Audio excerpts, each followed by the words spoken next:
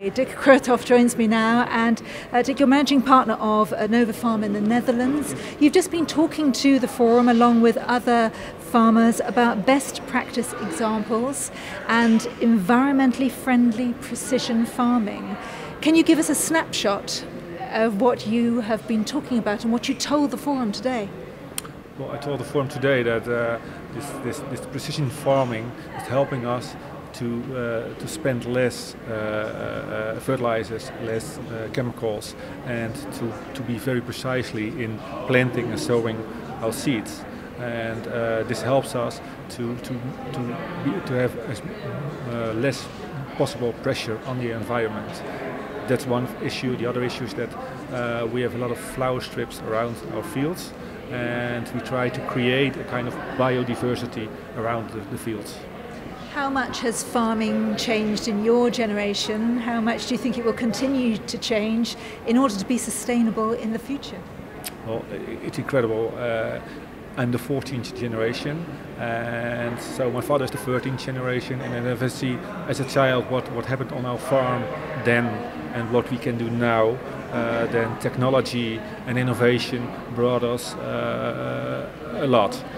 Even if I only look back 10 years from now, then we made tremendous steps in new technology, new equipment, satellites and sensors. So for sure this will continue the next decades.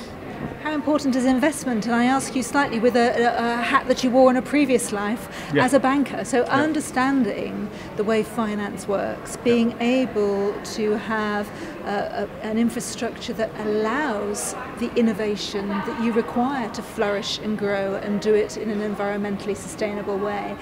Has that knowledge been important to put that back into the generations of your farming family? Oh yes.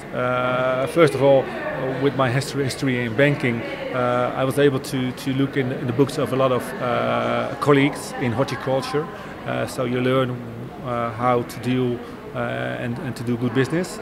But second of all, you can be on top of it. So it's not a secret that I'm responsible for financing for the farm. But what we need is a stable investments. So what we try is to avoid volatility in prices of our products, which partly we don't have it in hand. But with a good strategy, it's possible to do steady investments each year.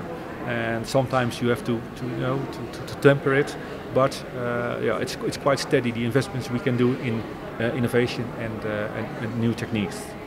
How is the CAP helping you or hindering you? How is the movement towards public money for public goods?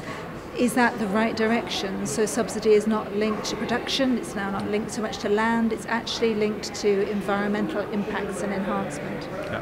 Well, the CAP today there are of course some environmental things in the CAP. But there's still a strong link with a hectare of land. But I think we should look at it in another way.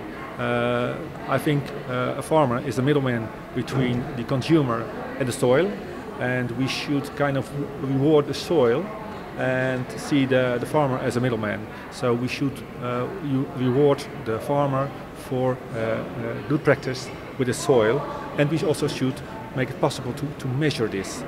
Is the soil improving by good farming? So and in today's CAP it is not really put in. I hope you enjoy the rest of the forum and the views that are expressed, and thank you very much for your contribution. Thank you.